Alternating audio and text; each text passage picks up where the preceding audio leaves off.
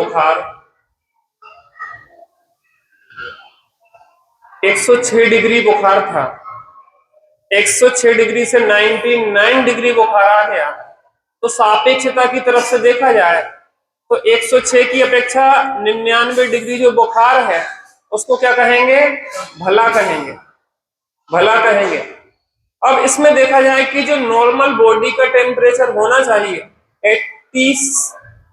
98.6 Fahrenheit, उसकी अपेक्षा अभी भी ज्यादा है ना वो। तो अभी वो स्वस्थ है कि बीमार है? कथनचित स्वस्थ भी है, क्योंकि उसको पहले की अपेक्षा बीमारी घटी है। क्या कहा? पहले की अपेक्षा बीमारी घटी है। तो पहले की अपेक्षा बीमारी घटी है, उससे अपेक्षा उसको उतना स्वस्थ भी कहेंगे। लेकिन पूर्ण स्वास्थ्य की अपेक्षा अगर देखा जाए तो पूर्ण स्वास्थ्य की अपेक्षा अगर देखा जाए तो क्या कहेंगे? कि अभी भी रोग है। ऐसे समझो, भावाश्रम में पुण्याश्रव और पापाश्रव, ठीक है, दो भेद है। अब पापाश्रव भी आश्रव है और पुण्य आश्रव भी आश्रव है।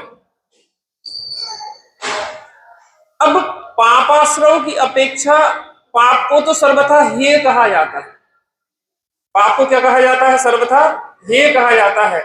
लेकिन पुण्य को कथनचित हेय कहा जाता है और कथनचित उपादेय कहा जाता है। इसको लगाना वो जो अपनी चल रही थी वो क्या क्या कहा? पाप को तो सर्वथा हेय कहा जाता है, लेकिन पुण्य को कथनचित हेय कहते हैं और कथनचित उपादेय कहते हैं। ये दो अंतर क्यों है? देखो, पाप की अपेक्षा पुण्य को क्या कहेंगे? उपादेय। और शुद्ध भाव की अपेक्षा पुण्य को क्या कहेंगे? ये क्या कहा? देखो, जब ज्यादा बुखार हो तो बुखार मिटाने का प्रयत्न नहीं किया जाता। जब ज्यादा बुखार हो तो बुखार मिटाने का प्रयत्न नहीं किया जाता, घटाने का प्रयत्न किया जाता। क्या कह रहा है?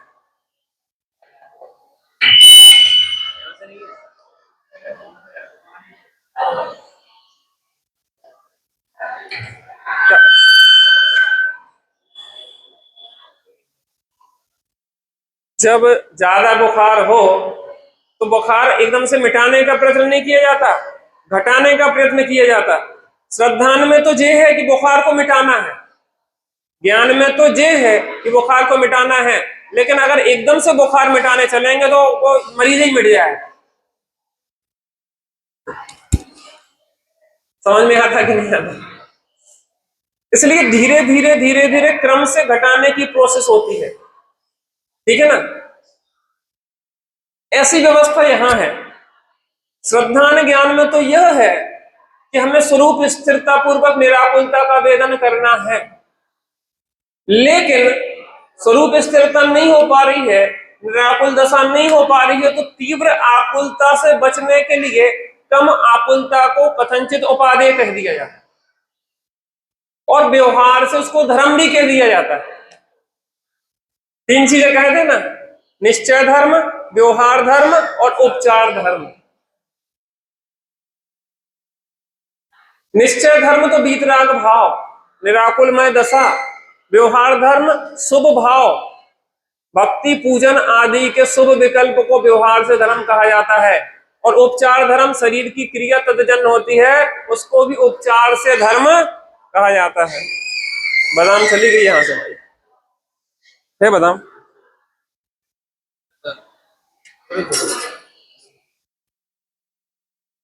क्या कह रहे हैं? निश्चय, हेलो, निश्चय बादाम, व्यवहार बादाम और उपचार बादाम। क्या कह रहे हैं? तीन प्रकार की बादाम है कि एक ही प्रकार की बादाम है?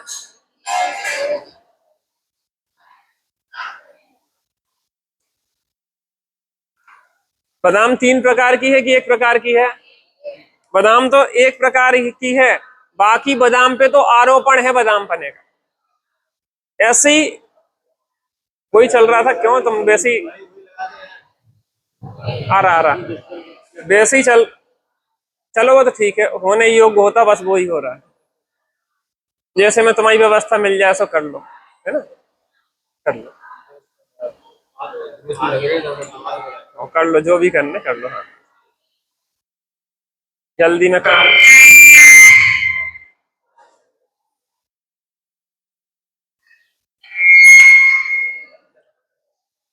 जो होने योग्य होता बस वो ही हो रहा है, जो होने योग्य होता बस वो ही हो रहा है। स्वयं इस जगत का सब काम हो रहा है, स्वयं इस जगत का सब काम हो रहा है। हमको भी धीरे धीरे प्रदान हो रहा है, हमको भी धीरे धीरे सद ज्ञान हो रहा। कितने बढ़िया मंत्र हैं, शांति के मंत्र हैं ये। आहा थोड़ी मद्दी ज्यादा ही कर दी लगता है, सब ऐसे ही चलेगा, इसी चेपा चेपा में काम चलेंगे। अब बादाम कितने प्रकार की? एक चौथी बादाम भी है, तो बादाम का डब्बा है उसको भी बादाम कहा जाता है। भैया बादाम का डब्बा उठा देना, क्या बोलेंगे? बादाम का डब्बा जो उठा देना, तो बादाम के डब्बे को खाने से कितनी ताकत आएगी? बादाम बनी कि नहीं बनी? रेट भी लिखे हैं, सुंदर सा चित्र बना, अंदर खराब बादाम रखी हो, अंदर ऊपर चित्र बढ़िया सुंदर होता। अब उस खा लो बादाम के डब्बे को, तो कितनी पौष्टिकता। फिर बादाम बादाम क्यों कह रहा है? क्यों कह रहा है? क्योंकि उसके अंदर बादाम रखी है, इसलिए उसमें उपचार किया जा रहा है। अब जे इस छिलके को भी बादाम कहा जा रहा है, क्यों? इसके अंदर कौन है? बादाम है। इसके ऊपर की लाल लेयर को भी बादाम कहा जा रहा है, क्यों? क्योंकि उसके अंदर बादाम है। तो ये सब बादाम है जो कौन सी है? वो ये तो उपचार की है, इस बादाम को व्यवहार की बादाम और अंदर की निगी को निश्चय बादाम। लेकिन मैं जो पूछ रहा हूं, वास्तव में बादाम कौन है? आपके यहाँ बादाम का हलवा खाया था कल आपने? खाया था, तो कौन सी बादाम का? उस डब्बे वाली बादाम का जो ऊपर का पुट्ठा है उसका खाया था हलवा? इस छिलके का खाया था? इसके अंदर के लाल छिलके का खाया था कि सफेद निगी का खाया था? लोक में कितने चतुर हैं। डब्बा की उपयोगिता है। बंदर आया, हाँ, तो बादाम दिया, पहले फोड़ा, बंदर को भी इतनी। और गिलहरी होती ना, गिलहरी, तो वो लाल वाली लेयर भी हटाती वो। बंदर तो फिर भी लाल लेयर खा जाए, गिलहरी वो लाल लेयर को भी छिल छिल छिल छिल छिल के उसको निकाल के वो खाती। आप सोचो, तो बादाम कौन सी? असली बादाम कौन सी मुझे पूछ रहा? वो व्हाइट गिरी, ठीक है ना। बाकी बादामों पे गिरी के साथ होने पर बादाम पने का उपचार आता है। अब देखना, धर्म क्या? धर्म माने शांत निराकुलतामय दशा। धर्म माने क्या? शांत निराकुलतामय दशा।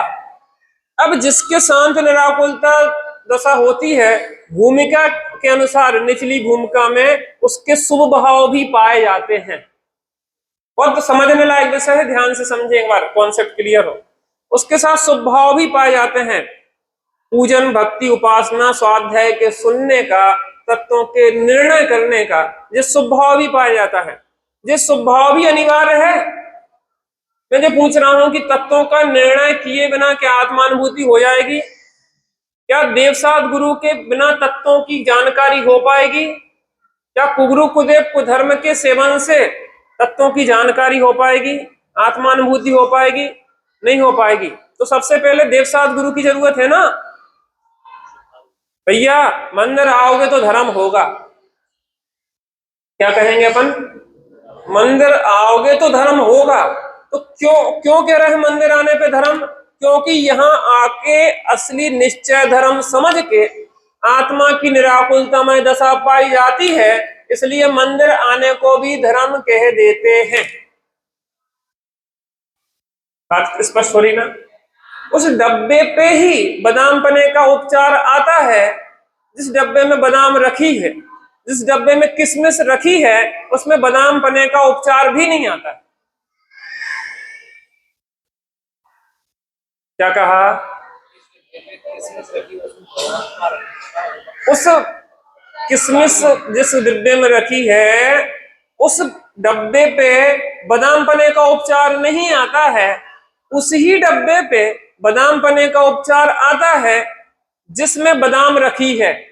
दूसरी बात, आपने घर पे ले आए और उस बादाम के डब्बे को निकाल के फेंक दिया। अब वो कचरा तो कहलाएगा लेकिन बादाम नहीं कहलाएगा। ठीक है ना? अब आपने इस बादाम के ऊपर की इसको फोड़ा ना, फोड़ने के बाद उस छिलकों को हटा दिया। अब उस छिलके पे बादाम पने का आरोप नहीं आएगा। और क्या किया? और अंदर जब हलवा बनाना था तो आपने उसको फुलाया, मिगी को, और फुला के उस लाल छिलके को भी निकाला। अब वो लाल छिलका देखो, अब देखना कितनी प्रकार की बादामें थी। एक तो डब्बा रखा, सबसे पहले आपने डब्बा हटाया, डब्बा हटाने के बाद फिर इसको फोड़ के इस छिलके को हटाया, 2 नंबर की बादाम। तीसरी फिर वो लाल लाल, उसको फुलाने के बाद लाल लाल रखा, और चौथे नंबर पे मिगी रखी। आप क्या खाना पसंद करेंगे? Your choice. क्यों? दुकानदार से आपने कहा एक डब्बा बादाम दे दो, दुकानदार ने भी कहा कि वो दिलो, जो दुकानदार ने कहा जो बादाम का डब्बा। अब मैं जो पूछ रहा हूं, उसने भी बादाम का डब्बा कहा, हमने भी बादाम का डब्बा कहा, लेकिन डब्बे में कितनी बादाम? बादाम, उस डब्बे की बादाम में कितनी पौष्टिकता, कितना स्वास्थ्य। अब लेकिन समस्या क्या है? बादाम को आप तक सुरक्षित लाना है तो इन सब की उपयोगिता है। बादाम को आप तक लाना है तो इन सब की उपयोगिता है, क्योंकि इनके बिना जो असली बादाम है वो आप तक पहुंच नहीं सकती है। पीछे वालों को समझ में आ रहा कि नहीं आ रहा? काय की चर्चा चल रही है? भावाश्रव, शुभाशुभ भाव की उत्पत्ति होना क्या कहलाता है? भावाश्रव। ये चैप्टर बहुत समझने लायक है, इसलिए मैं इस पे 2 दिन से फोकस डाल रहा हूं। बहुत भ्रम हो जाता हमें।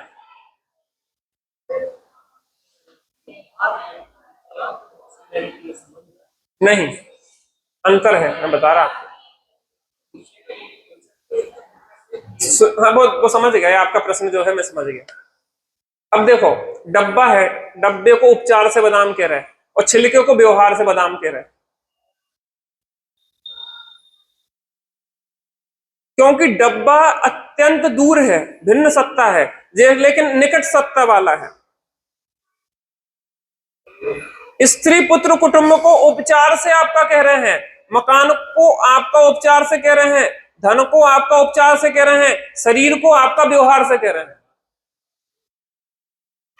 तो जो व्यवहार में भी वो कहीं उपचार भी कहते हैं उसको, तो उसको समझना, वो बाद में कहेंगे, अभी उसको खोल नहीं रहे, फिर वो विषय थोड़ा विषयांतर हो जाए। ये स्त्री पुत्र कुटुंब में तुम्हारे उपचार से भाई साहब, जो कोई साथ जाने वाले नहीं है, तुम्हारे साथ जो शरीर रहेगा, शरीर को ध्यान रखो भैया, कोई काम नहीं आता, अपना शरीर काम आता। अपने कौन आता काम? अपना शरीर काम आता, इसको ध्यान रखो भैया। ये घर वाले कोई साथ नहीं थे, अपने हाथ पांव चलाते रहे, तो अपना पानी लेके पी तो ले। तो जो निकटवर्ती है भाई साहब, स्त्री पुत्र कुटुंब में दूर हो जाएंगे, लेकिन जो साथ नहीं छोड़ेगा अंत तक, इस आयु पर्यंत तक। तो जो थोड़ा निकट है ना, इसको व्यवहार से आपका कह दिया। अब देखो, उसमें भी निश्चय व्यवहार में भी वो पलटी खाते रहते। अरे निश्चय के 3 भेद भी अंत में व्यवहार नाम को प्राप्त कर देते। वो गहरी बात है, मैं अभी नहीं करूंगा। अब देखो, डब्बे को उपचार से बादाम कहा था, छिलके, दोनों छिलकों को व्यवहार से बादाम कहा, और अंदर की गिरी निश्चय की बादाम है। ठीक है ना? इन सब की उपयोगिता है कि नहीं है? इन सब की उपयोगिता है कि नहीं है? बहुत उपयोगिता है। डब्बा से सुरक्षित बादाम आप तक आ रही ना, तो डब्बा भी बादाम कहला रहा है। अगर जे ना हो, कल चर्चा की थी, इसमें सर्दी, गर्मी, धूप, बरसात सब सही, और अंदर की बादाम को सुरक्षित रखा, और जब तक परिपक्व नहीं हुई तब तक ये छिलका उसको पकड़े रहा। जब नई बादाम होती ना, जब उत्पन्न होती, तो छिलका और इसको अलग नहीं किया जा सकता, बिल्कुल चिपकी हुई होती है। आप करने जाओ तो बिल्कुल साथ ही में डटी रहेगी। वो उसका साथ तब तक नहीं छोड़ती जब तक परिपक्व ना हो जाए। कितना सहयोग किया भाई साहब, आपको इसका उपकार समझ में नहीं आता? देवसात गुरु का कितना अनंत उपकार है। ये अगर हमें आत्मा ना बताते तो हम कैसे सुखी होते? जिनवाणी हमें आत्मा नहीं बताती, जिन मंदिर में नहीं आते, तो कैसे समझ में आता? देवसात गुरु का अनंत अनंत उपकार है भाई साहब। अरे यहां तक कहते हैं कि आपने, हे गुरु मुझे आपने शुद्धात्मा दिया। कितना उपकार है। निज निधि निज में बताई, यह कितना उपकार है, अनंत। देवसात गुरु अगर ना बताते, सच्चे देवसात गुरु ना मिलते, तो हम संसार में भटकते रहते भाई साहब। तीर्थंकरों के विरह में यदि ना रहे जिन वचन, तो सपर हित कैसे करें इस जगत में फिर भवजन। अज्ञान बस भ्रमते रहे पशुवत सदा ही, दुख सहे धनी धन्य है वे जीव जो जिन वचन सुन निज हित करें। जिन वचनों का महान उपकार है भाई साहब। पिताजी ने संबंध तय किया, पिताजी ने संबंध तय किया, संबंध तय करने के बाद शादी के लिए पहुंचे, और वहां पे पिताजी घोड़े पे चढ़ने की बारी आई, तो पैर किसके छुएगा? वो दूल्हा किसके पैर छुएगा? पिताजी के। तो खुद घोड़े पे बैठेगा कि पिताजी को बिठा लेगा? पिताजी बड़े हैं, महान हैं, पूज्य हैं, किसको बिठालना चाहिए घोड़े पे? हा? कौन बैठे थे, आपकी आपके पिताजी बैठे थे? अब किसकी कहां तक उपयोगिता है, कहां तक बहुमान है, इसको समझना। हम भगवान के सामने बैठे सामायिक कर रहे, सामायिक कर रहे हैं भगवान की। देखो सामायिक की प्रक्रिया समझो कितनी वैज्ञानिक। प्रतिक्रमण, प्रत्याख्यान, आलोचना। प्रतिक्रमण माने पूर्व में जो दोष किए हैं वो हमारे मिथ्या हो। आलोचना माने वर्तमान में जो दोष चल रहे हैं वो मिथ्या हो, और आगामी काल में ऐसे दोष नहीं करेंगे, ये संकल्प। ठीक है ना? उसके बाद वंदना और स्तुति। 24 तीर्थंकर की वंदना और एक तीर्थंकर की स्तुति। अब देखो उपयोग को कैसे बदला जाता है, जो वैज्ञानिकता। जब तक जीवन में दोष परिणामों में चल रहे हैं तो चित्त स्थिर नहीं हो पाता, शांत नहीं हो पाता। आदमी के मंदिर में बैठा, मन ही नहीं लगा, मन ही नहीं लगा। आप घर से लड़के आओ, फिर मंदिर में 2 घंटा धर्म करो, कितना मन लग जाए। जब तक आप प्रतिक्रमण, प्रत्याख्यान, आलोचना नहीं करोगे तब तक सामायिक नहीं होगी भाई साहब। तो प्रतिक्रमण, प्रत्याख्यान, आलोचना ने एक भूमिका बनाई, वंदना स्तुति ने विशुद्धि बढ़ाई। प्रतिक्रमण, प्रत्याख्यान, आलोचना ने भूमिका बनाई है, और वंदना और स्तुति ने विशुद्धि बढ़ाई है। अब उस विशुद्धि में भक्ति काल में भेद भक्ति से अभेद भक्ति की ओर बढ़ गए।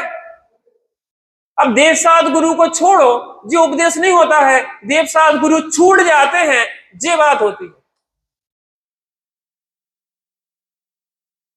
पिताजी, जैसे अमायन में हम लोग रहते या भोपाल में रहते, तो स्वाध्याय लेने गए जाते तो पंडित साहब के पैर छू के जाते, मान लो। अब स्वाध्याय लेने हम जा रहे हैं, पैर किसके छू रहे? गुरुजनों के। क्यों? क्योंकि गुरुजनों ने जो दिया है उसी बात को कहने जा रहे हैं। उनका उपकार है कि नहीं है? तो उनका उपकार ना माने तो कृतज्ञ, और उनके ही उपकार में तो लगा रहे और अपने को ना देखे तो महाकृतज्ञ। अब कोई बच्चा मूड होए और पिताजी के पैर पकड़ के रह जा, पिताजी नहीं, आपके होते हुए मैं तो घोड़े पे बैठे ही नहीं सकता, ऐसा कैसे बैठ जाऊं? आपकी बेइज्जती नहीं हो जाएगी पिताजी के? नहीं, अभी बेइज्जती हो रही है। चिंतन, तुम क्या करोगे? अब पकड़ के पैर बैठ गया है वो तो छोड़ ही नहीं रहा। नहीं पिताजी आप बैठो। पिताजी क्या कहेंगे कि पहले बेइज्जती ना होती, तू चरण छू के बैठ जाता, लेकिन अब बेइज्जती हंसी करवा रहा है चार लोगों के कि पागल है ये लड़का, अब कैंसिल हो जाएगी तेरी शादी। मुक्ति बधू अब तेरे को बढ़ने वाली नहीं है कि जो मूड है डिस्टर्ब है माइंड इसका। इसको ये नहीं पता कि पिताजी का उपकार कहाँ अंदर में तो है, लेकिन बाहर में कहां तक उनकी उपयोगिता है और कहां से उपयोगिता। स्पष्टता हो रही ना? ऐसी देव साहब गुरु की वंदना स्तुति की, जिनेन्द्र परमात्मा की, 24 तीर्थंकर की, एक तीर्थंकर की विशुद्धि बढ़ी, भगवान को देखते रहे। कैसी सुंदर जिन प्रतिमा है, कैसा सुंदर है जिन रूप, जिसे देखते सहज दिखता सबसे सुंदर है। बड़े पंडित साहब ने एक बार कहा, देखो जितने भगवान है सब अपनी ओर देख रहे हैं, एक हम ही हैं जो बाहर देख रहे हैं। इस विश्व में, त्रिलोक में कहीं भी चले जाओ, कोई भी भगवान क्या दूसरे को देखते देखे आज तक? कृत्रिम हो चाहे अकृत्रिम हो, किसी दूसरे को देखते रहे वो? नहीं, वो अपने को देखते। तो सब भगवान अपने को देख रहा है, और एक जो पागल भगवान है जो पर की और सुख की निगाह से देख रहा है। कौन सा भगवान जी? इसकी बुद्धि खराब हो गई कि अंदर में तो भगवान आत्मा है और जो बाहर में देख रहा है। स्त्री पुत्र कुटुंब को देखने से तो महापाप का आश्रय होगा, लेकिन भगवान को देखने से भी पुण्याश्रय होगा, और पुण्याश्रय के फल में स्वर्ग मिलेगा, मोक्ष नहीं मिलेगा।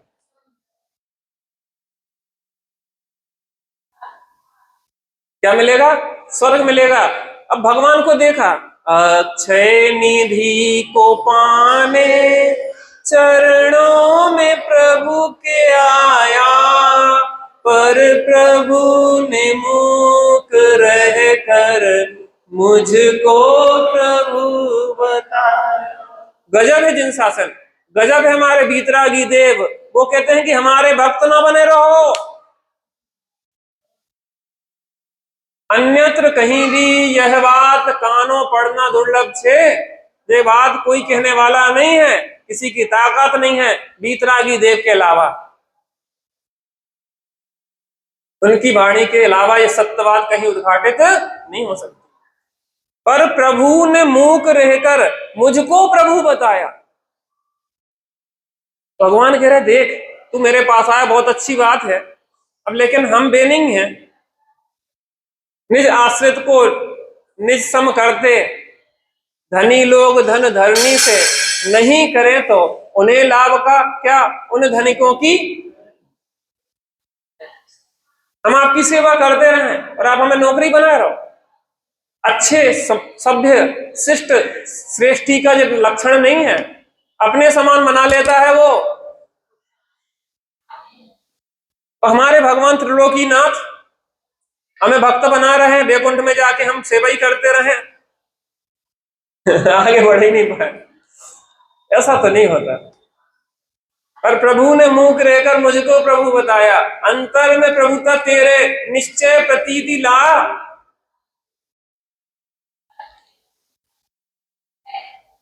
बात समझ में आ रही? तो भगवान ने कहा तेरे अंदर भगवान आत्मा है, तू उसको देख। अब देखना, भगवान को देखे बिना भगवान आत्मा कौन बताए? भगवान के पास आए और भगवान ने कहा, क्या कहा कि तू अपने को देख। हम भगवान के चरणों में झुके हैं, भगवान कह रहे कि तू मेरे चरणों में आ गया, बहुत अच्छी बात है, लेकिन अपने स्वरूप में आचरण कर, उससे परम शांति मिलेगी, क्योंकि मैं भी स्वरूप में स्थिरता से ही निराकुल दशा को मैंने पाया। एक घर में क्या हुआ, पति पत्नी की थोड़ी खटर पटर हो गई। क्या हो गई? थोड़ी खटर पटर हो गई।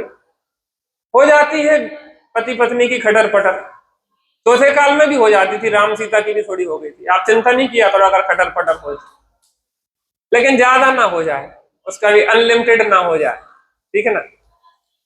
पति पत्नी में उतनी खटर पटर ठीक रहती कि थोड़ी देर भुन बना ले, हम चले जाएंगे, हम घर चले जाएंगे, हम मायके चले जाएंगे, हम जो कर लेंगे वो कर लेंगे, और थोड़ी देर बाद फिर ले आओ कि भूख लगे, ऐसी चलती रहती। लेकिन थोड़ी वहां ज्यादा हो गई खटर पटर, तो क्या हुआ कि वो घर से निकल गई पत्नी। कहाँ निकल गई? घर से निकल गई। लेकिन केस ऐसा हुआ कि आधी रात को निकल गई वो। अब वो कहां जाए? देखो, अब इसमें थोड़ा सा ध्यान रखना, पति स्वापुरुष, बाकी जगत के जितने पुरुष हैं वो क्या कहलाएंगे स्त्री के लिए? क्या कहलाएंगे? परपुरुष। एक पति स्वपुरुष, बाकी जितने संसार के हैं सब परपुरुष हैं, पक्का है ना? चाहे वो भाई हो, चाहे पिता हो, चाहे कोई जो भी है, ठीक है ना। घर से निकल गई, खटर पटर थोड़ी ज्यादा हुई। अब क्या हुआ कि दो प्रकार के परपुरुष हैं, एक तो मवाली सप्तव्यसनी बाहर रोड पे घूम रहा है आधी रात को, और एक अपने पिता का घर, भाई और पिता का घर। अब परपुरुष की अपेक्षा तो वो मवाली भी परपुरुष है और पिता और भाई भी परपुरुष हैं, किसको अपनाएं? किसके पास जाएं? अगर तुम वहां सप्तव्यसनी मवालियों के चंगुल में फंस गई तो पति के घर आने लायक भी नहीं बचोगी। अगर तुम कुगरू कुदेव कुधर्म के चक्कर में फंस गए तो शुद्धात्मा से बहुत दूरी हो जाएगी भाई साहब, इतनी अनंत दूरी हो जाएगी कि अनंत काल तक ठिकाना लगना बहुत मुश्किल हो जाएगा। अब क्या हुआ कि वो कन्या अपने पिता के घर चली गई और जाके बहुत गुस्सा हुई, पिताजी हम क्या बताएं, उसके साथ रहना नहीं चाहते, उसने जीना खराब कर दिया और ऐसा है और वैसा है तमाम। कोई बात नहीं बेटा, शांति पकड़ो, शांति, तुम्हारा जी तुम्हारा ही तो घर है, काय चिंता करें, अपनो ही समझो। क्या समझो? अपनो ही समझो की भाषा समझ गए आप कि अपना है नहीं, समझो, अपने ही समझो, ठीक है ना। अब 10-15 दिन बीत गए, महीना भर होगा, थोड़ी गुस्सा शांत हो गई, तो पिताजी ने कही कि बेटे बिन्ना, अब गांव मोहल्ला वाले टोकन लगे कि क्या बात है बिन्ना को इतना ही डट गई, ये तो अब पति के घर जाना चाहिए, असली घर तो वही है बिटिया तुम्हारा, नाम नहीं लो उनकी, उन्होंने मुझे हराम कर रखा जीना, और ऐसा करते हैं वैसा करते हैं। कोई बात नहीं, पति को बुलाते हैं, उसने क्या बना रखा मचा रखा है, उसको बुलाया, क्यों मेरी लड़की को परेशान करते हो, ढंग से नहीं रखते। उसने उनकी बुराई बताई, उन्होंने बताई, सबको धीरे धीरे सेटिंग मिलाई, और सेटिंग लगा के मिला के क्या किया, थोड़ा थोड़ा दोनों जन सुधार करो, तुम भी थोड़ा सा उत्तेजित ना हो, तुम भी नहीं हो, थोड़े शांति से, ऐसी चलती है थोड़ी भैया, गृहस्थी की गाड़ी है, दोनों को मिलकर चलाना पड़ती है। थोड़ा लेक्चर दिया और बाद में क्या किया, विदा कर दिया। पिता की जो टेक्निक है, उपयोग स्वरूप में रहना चाहिए, स्वरूप ही वास्तव में उसके आश्रयदाता है, अन्य विश्व में कोई आश्रयदाता नहीं है।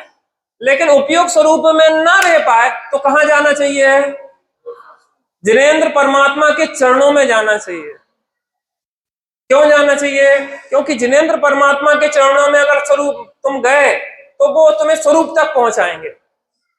जैसे पिता ने उस पुत्री को अपने पति तक पहुंचा दिया, ऐसी जिनेंद्र परमात्मा तुम्हें अपने स्वरूप तक पहुंचाएंगे। तो व्यवहार से भगवान की भक्ति पूजा आदि के भाव को धर्म कहा जाता है, लेकिन जब हम उसको एक्चुअल पोजीशन देखेंगे, तात्विक दृष्टि से देखेंगे, अब तत्वों की चर्चा चल रही ना जी, 7 तत्वों की, तो तात्विक दृष्टि से देखेंगे, निरपेक्ष दृष्टि से देखेंगे, बिना लगार के देखेंगे, तो वो जो भाव आएगा भक्ति का, उस भाव को 7 तत्वों में किस कैटेगरी में रखा जाएगा, मैं आपसे पूछना चाहता हूं। मोक्ष की कैटेगरी में, संवर निर्जरा की कैटेगरी में, जीव की कैटेगरी में, स्वजीव की कैटेगरी में, अजीव की कैटेगरी में, कि वो शुभ भाव को, जो भगवान की भक्ति पूजा का भाव है, वो किस में रखेंगे? इन 7 तत्वों में।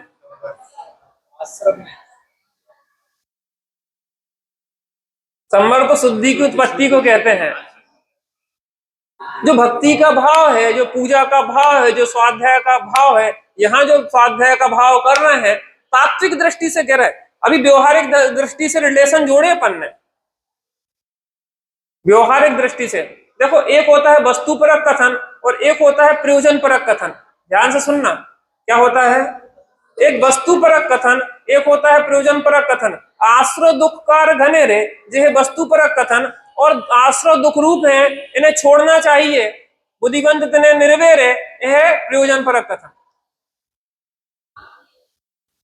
आत्मा सुख स्वरूप है जे वस्तुपरक कथन, आत्मा का आश्रय लेना है, ये कहलाएगा प्रयोजन परक कथन। बेटिया तुम्हारी कॉपी कहां गई? आओ, ऐसे पढ़ाई होत का। देखो, हम चाहते हैं पढ़ाई को बहुत अच्छी तरह से करो। हम आप इन कॉन्सेप्ट के क्लियर हुए बिना जीवन का कल्याण नहीं होगा, नहीं होगा। अनादिकाल से अनंत काल बीत गया, इस बात को आज समझो चाहे कल समझो चाहे अनंत काल के बाद समझो, समझना जरूर पड़ेगा। थोड़ी बुद्धि तो लगाना पड़ेगी, बिना बुद्धि के व्यापार नहीं चलता। ये रत्नत्रय का व्यापार कैसे चलेगा?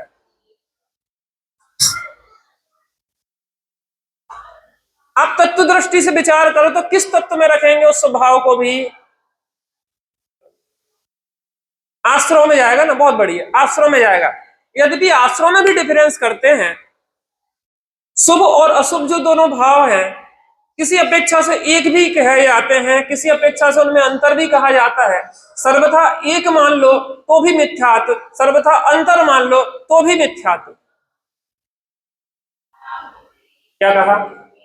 सर्वथा दोनों भावों को एक ही मान लो तो भी मिथ्या दृष्टि, और सर्वथा दोनों को भिन्न भिन्न ही मान लो तो भी मिथ्या दृष्टि। अब इसको एक दृष्टांत से समझे। एक शूद्रा के दो संतानें हुई। कितनी संतानें हुई? दो संतानें हुई। एक संतान को एक जैन व्यक्ति ने गोद ले लिया। क्या ले लिया? गोद ले लिया। और एक संतान शूद्रा के यहां पल रही है। समझ में आ रहा है? अब जो जैन के यहां पल रही है, सुबह से क्या करेगा? अरहंतो भगवंत इंद्र महिता सिद्धाश्च सिद्धीश्वरा आचार्या जिन शासनोन्नति करा पूजा उपाध्यायिका श्री सिद्धांत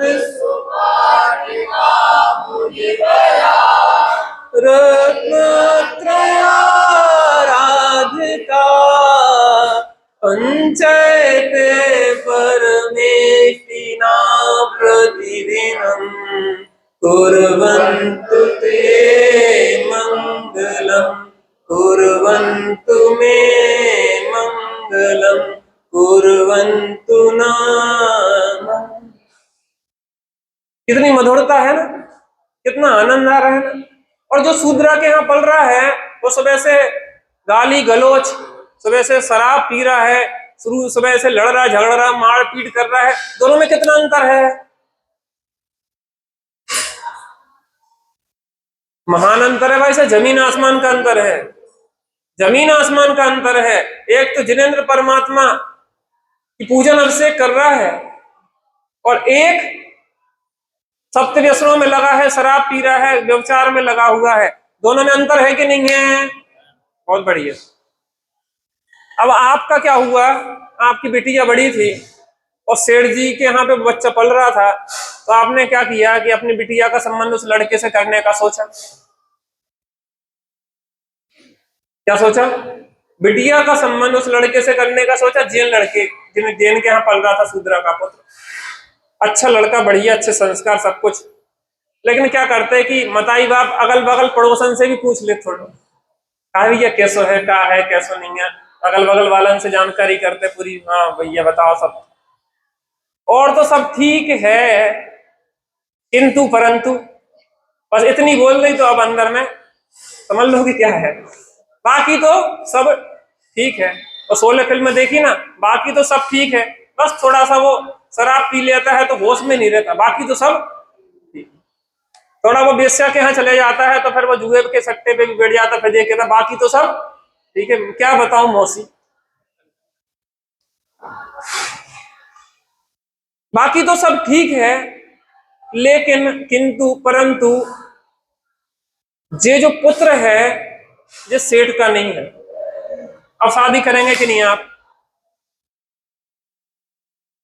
सेठ जी से कहा कि सेठ जी कैसी बात कर रहे हैं, हमारा ही है, हमारा ही है, हमारा ही है। ऐसे कैसे? तुम्हारा कैसे? डीएनए टेस्ट करवाओ।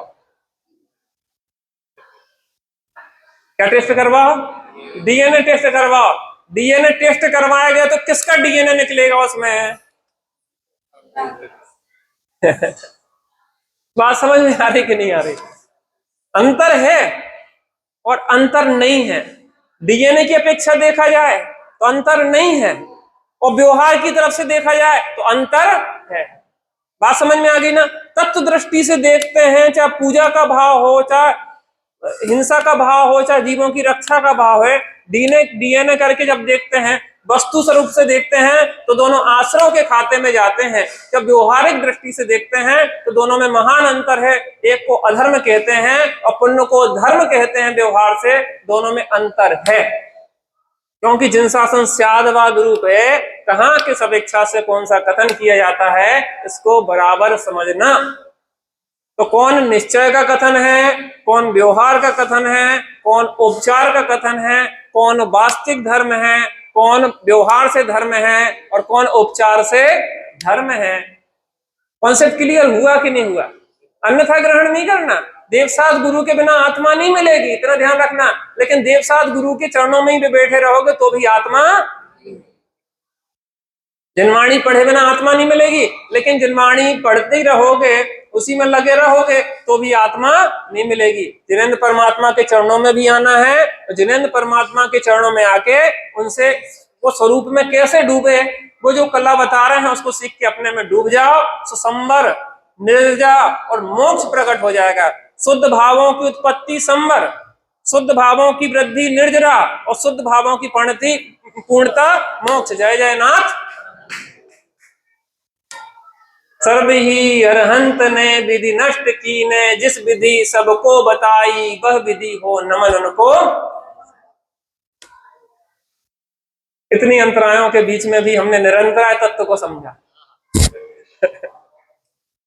जीवन में ऐसी चलती रहेगी खटर पटर, उनको करना पड़ेगा नेगलेक्ट और स्वरूप को करना पड़ेगा मुक्त। फिर देखो जीवन का आनंद एक अलग ही होगा, अलौकिक आनंद होगा। आत्म राम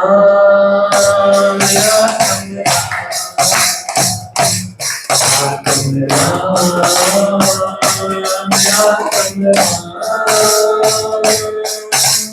तू ही लगाता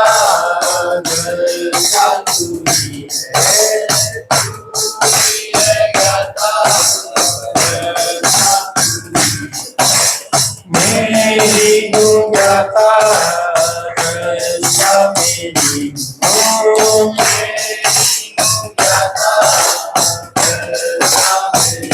मेरी वो सुख निधान।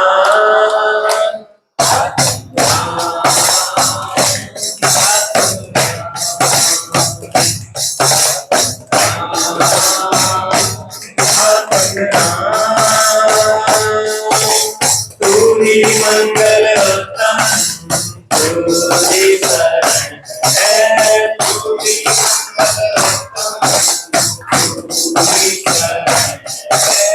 मेरी मंगल उत्तम मेरी शरण हो, मेरी मंगल उत्तम मेरी हो शाश्वत।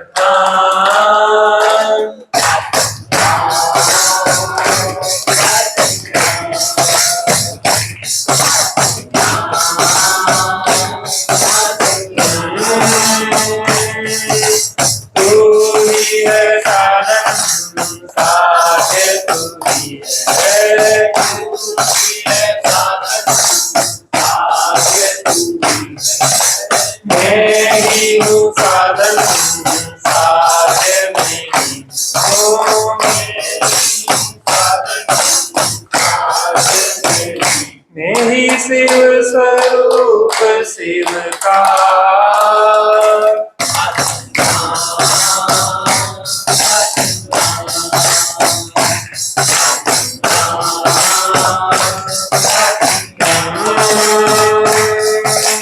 जो भी मुक्ति गए जा रहे ये, जो भी मुक्ति गए जा रहे, जो भी मुक्ति गए जा रहे ये, जो भी मुक्ति गए जा रहे, तू ही तो है तारणहार।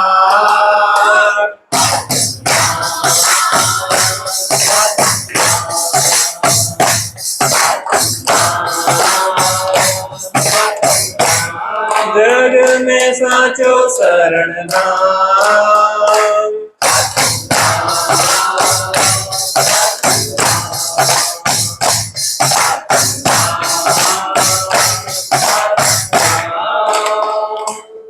दो क्षण के लिए बिल्कुल शांत बैठ जाए, बिल्कुल शांत बैठ जाए। उस आत्म राम को देखने का प्रयास करें जिसकी चर्चा कितनी सुंदर, वो कितना सुंदर होगा।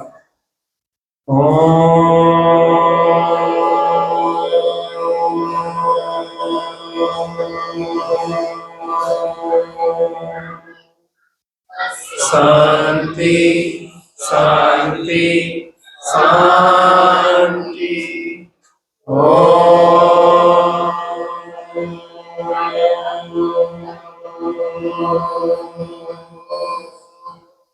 शांति शांति शांति।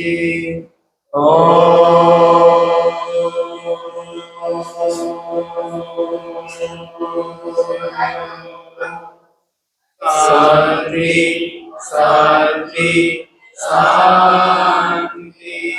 बिल्कुल शांत हो जाए, बिल्कुल शांत हो जाए। जो परम निराकुलता में दशा है, उस निराकुल दशा का वेदन करने का अभ्यास करें। एक क्षण के लिए भी उस शुद्धात्मा की निर्विकल्प अनुभूति अनंत भव दुखों का अंत करा देती है। थोड़ी देर के लिए बिल्कुल शांत होके अपने स्वरूप में स्थिर होने का प्रयास करें। जिस शुद्धात्मा का भोग हमारे सिद्ध भगवान कर रहे हैं, अनंत भगवान कर रहे हैं, आचार्य उपाध्याय साधु कर रहे हैं, ज्ञानी जन कर रहे हैं, एक क्षण के लिए हम भी उसको अनुभव करने का अभ्यास करते हैं। बिल्कुल शांत होकर बैठ जाए, बिल्कुल शांत होकर बैठ जाए, शांत।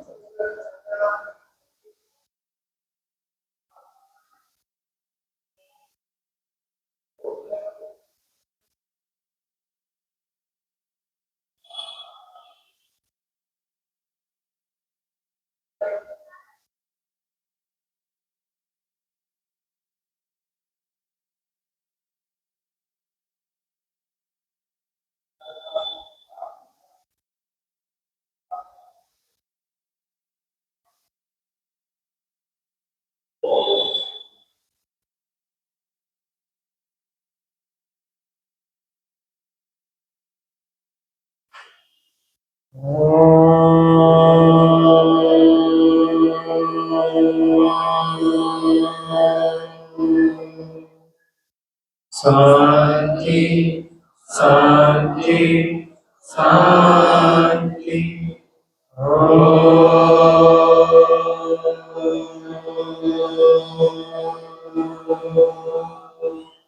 शांति शांति शांति।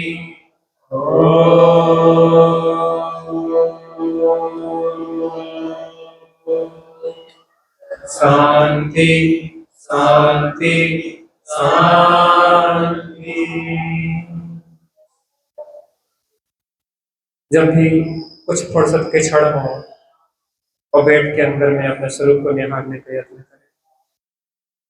सहजानंदी शुद्ध स्वरूपी अविनाशी मेरा स्वरूप, सहजानंदी